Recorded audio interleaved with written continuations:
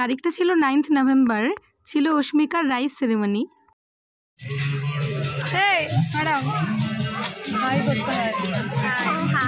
আমি কি করে জানবো যে ভিডিও করছিস? আরে মাসি এসেছে। হ্যাঁ ভাই, সুন্দর লাগে। হাই গাইস, অস্মিকার অন্নপ্রাশনে এসে পুরনো বন্ধুদের সাথে দেখা হয়ে গেল। আর মৌয়াতে এত সুন্দর সেজেছে, কি বলবো, সবাই ওকে দেখো। তোর জন্য আমার ভিডিওতে ভিউজ হবে, দেখবি। এই সুন্দরী এত সবসময় থাকে, আর একটা সুন্দরী আসছে এখনো। এইজন সুন্দরী এসে গেছে গাইস। এইসব সুন্দরীদের জন্য আমার ভিডিওতে অবশ্যই ভিউজ হবে। এই হচ্ছে আমাদের পুচকি, যার ছিল অন্নপ্রাশন, ঘুমিয়ে পড়েছে বেচারা। আমরা ফটো তুলতে পারছি না গাইস, কি হয়েছে?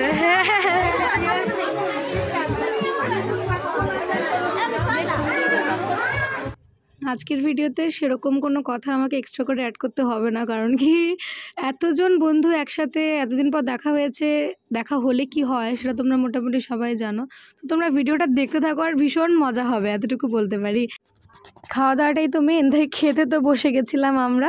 এগুলো ছিল মেনু, আর খেতে বসে আমরা সবাই যা করেছি আস্তে আস্তে আসবে ভিডিওগুলোতে, তোমরা দেখবে। ওভারঅল ভীষণ মজা হয়েছে, দেখতে থাকো। প্রথমে এসে গেছিলো রাইস আর চানা মশালা, পটল চিংড়ি, যেখানে পটলগুলো তুলে দিয়েছি আমি ওদের থালায়, চিংড়িটা দিইনি গাইস, কারণ চিংড়ি আমার খুব পছন্দ। কি ব্লগার, ব্লগ করছো? কখন করবে? কখন করো করো।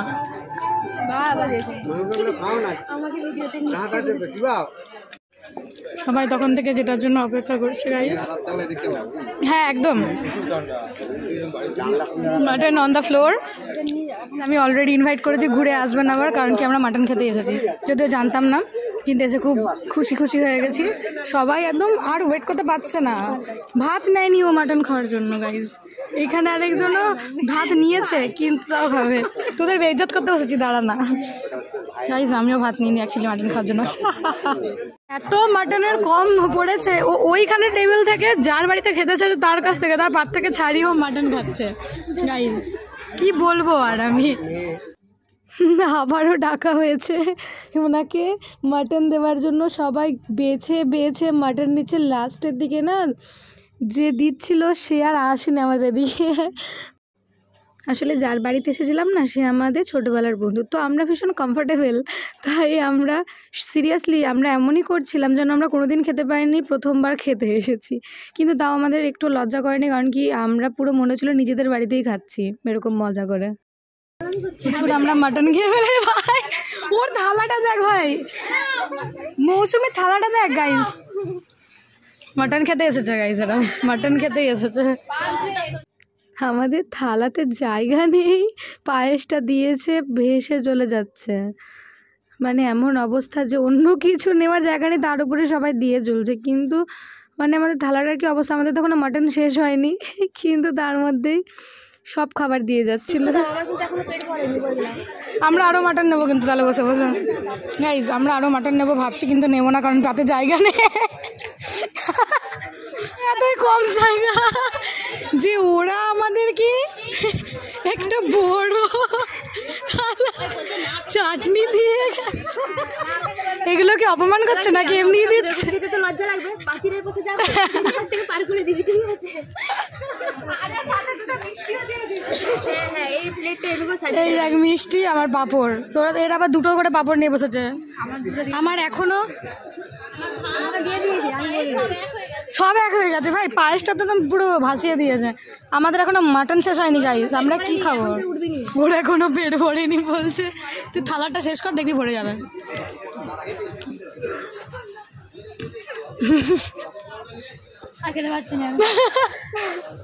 औकात पे आ गया। এতগুলো মাটন নিচে, বেশি করে দাও, বেশি করে দাও, চর্বি দাও। সবথেকে তো ইলিশ যদি না খেয়ে উঠেছে, আমি পেট ভরেনি এখনো। গাইস তোমরাই বলো কি মোটা? গাইস গুলো দেখে বসে আছে আমাকে ছোটবেলা থেকে। দেখ গাইস, ও আমি 21 বছর বয়স আমার, আমি 21 বছর ধরে কিন্তু ওকে এরকমই দেখেছি, তারপরে ও বলছে অনেকে।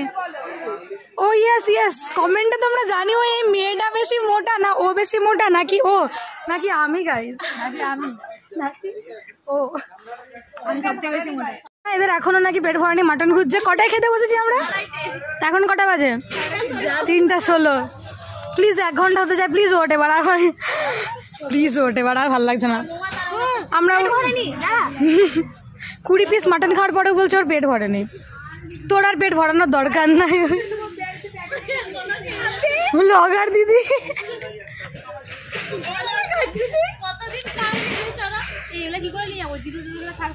না না, জিরু নিব, জিরু নিয়ে যাবো। হ্যাঁ, তো বাওয়ালি করার পরে ফাইনালি ও ঘুম থেকে উঠেছে বলে ওকে নিয়ে আমরা একটুখানি নাচানাচি করেছি, ফটো তুলেছি।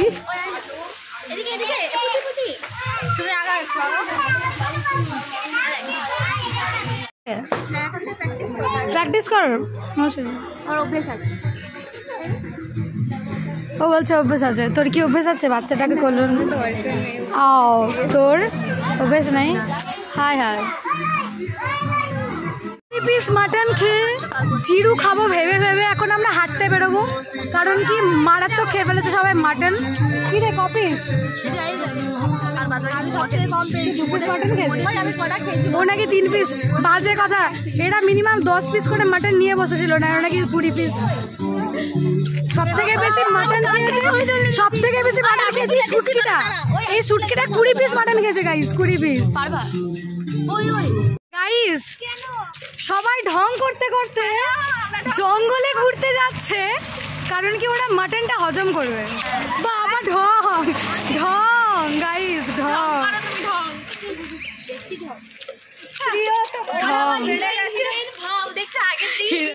হিরোইন ভাব, হিরো না ভাব।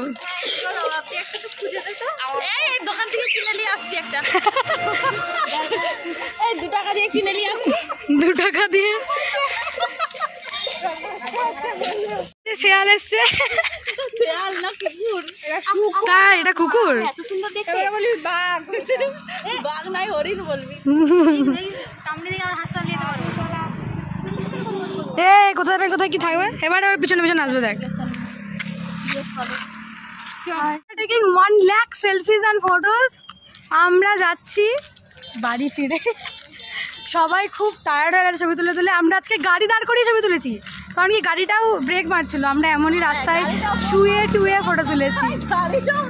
সবাই খুব ক্লান্ত। হ্যালো গাইস, মিথ্যে কথা বলছি না গাইস, আমাদের কি দরকার মিথ্যে কথা বলে তোমাদেরকে? হ্যালো গাইস, দেবলিনা যা যা বলেছে সব ফেক। আচ্ছা, আমি এই ভিডিওটার সাথে ফটোগুলো অ্যাটাচ করে দেবো, ঠিক আছে? রাস্তা, এই যে রাস্তাটা দেখে রাখো গাইস। গাড়ি কোথায় দাঁড়িয়েছিল সেটা? হ্যাঁ, গাড়িগুলো দাঁড়াচ্ছিল না, কি